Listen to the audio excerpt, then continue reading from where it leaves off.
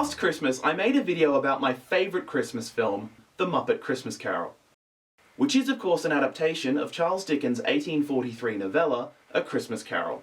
This year, I want to talk about a film which is loosely connected, though ultimately very different. The Man Who Invented Christmas.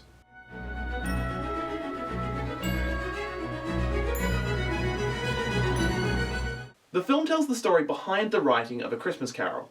Admittedly, the title is slightly misleading, as there are a number of figures who could arguably be dubbed the man who invented Christmas. However, it actually refers to the influence Charles Dickens' novella had in revitalising the celebration of Christmas. So much so that upon hearing of Dickens' death in 1870, a young London girl allegedly asked, "Mr. Dickens dead? Then will Father Christmas die too?" Besides, the man who reinvigorated Christmas is a much clunkier title.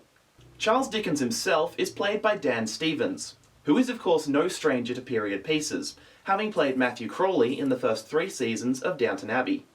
Stevens is charming as ever. He plays Dickens as energetic, enthusiastic, and always on the move. Oh, Charles, I've got to say, we slow down. Move at railway speed. A far cry from the older man often seen in portraits and photographs.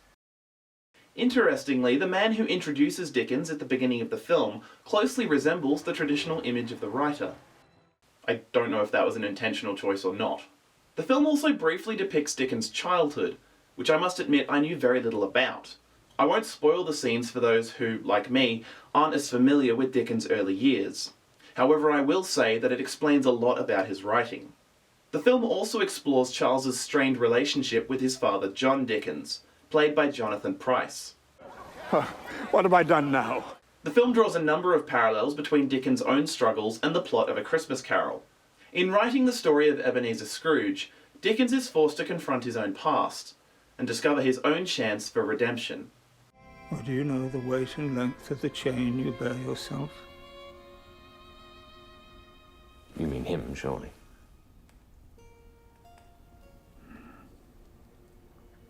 You, Charlie. Your chains, all around you, past and present, and what is to come. Unsurprisingly, self-reflection is a major theme of the film. Several key scenes show Dickens literally looking into a mirror. The film presents Dickens as a realistic, flawed man, without tarnishing the writer's well-earned positive reputation. Throughout the film, Dickens interacts with, or perhaps more accurately, is haunted by, his own literary creations. Most prominently, the book's central character, Ebenezer Scrooge, played by Christopher Plummer. Their interactions are often surprisingly poignant, though their dynamic naturally leads to some of the film's most comedic moments. It's very one-sided. What? One-sided? Well, my character doesn't get to explain his side of things. So I've taken the liberty of writing a short speech. No. Something about the rational self-interest and the natural tendencies of free markets. No, and no. At 87 years old, Christopher Plummer is the oldest actor to have played Scrooge. The character is often portrayed as middle-aged, despite being described in the book as an older man. Many of the book's other characters, as seen in Dickens' imagination, are played by other members of the film's cast in dual roles. An artistic choice which actually benefits Dickens at one point. He's everything that's best about Christmas. He's the soul of kindness and generosity. He's Forster. Eh? With a beard. Michael Dinah's score is both charming and memorable. It fits the tone of the film beautifully. Much like A Christmas Carol itself, the film balances its more mature themes with humour, including a somewhat risque misunderstanding made even funnier by its Victorian setting. If you'll allow me, how do things stand between you and Miss Wigmore? Oh, splendid, Mrs. Dickens. In fact, I intend to ask her to bestow upon me the greatest happiness a man can ever know. Well, to marry me. Oh, I'm very glad to hear that. Despite a general adherence to the truth, the film does include a number of historical inaccuracies. Some of these changes are understandable.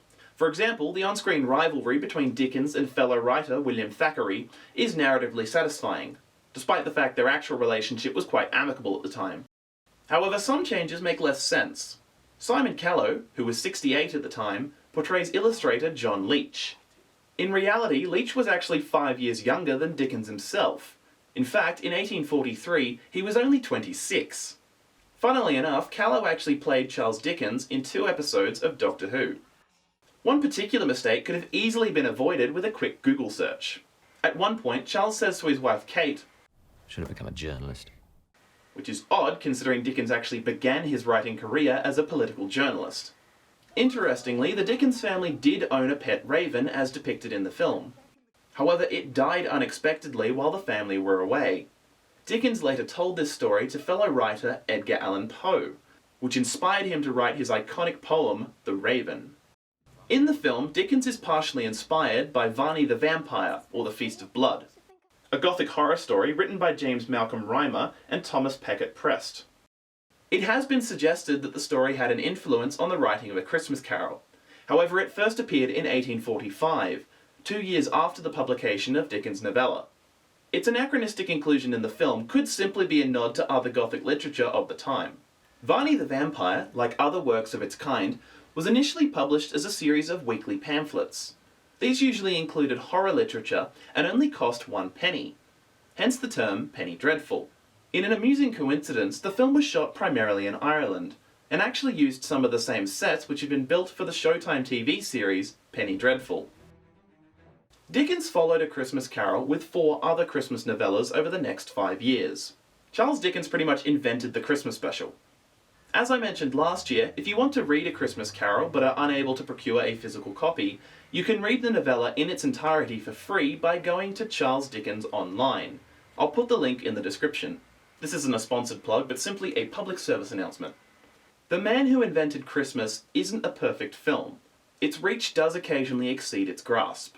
Its depiction of history is a somewhat indulgent one. The film is more concerned with the emotional core of its story rather than strict accuracy. Those familiar with A Christmas Carol will no doubt enjoy the various references to the text throughout. What do you suggest we do with those people? Are there no workhouses? Do you know how many people would rather die than go there? Then they better do it and reduce the surplus population. The film even includes an amusing nod to Dickens' later novel, David Copperfield. This is an inventive exploration of the story behind one of the most iconic and influential books ever written, and the equally iconic and influential man who wrote it. If you have seen The Man Who Invented Christmas, I'd love to hear your thoughts in the comments. I'd also like to wish all of you a Merry Christmas and a Happy New Year. If you liked this video, why not give it a thumbs up? Maybe share it with a friend. Or an enemy. Either way, be sure to subscribe and turn on notifications to see more content here on Channel 73.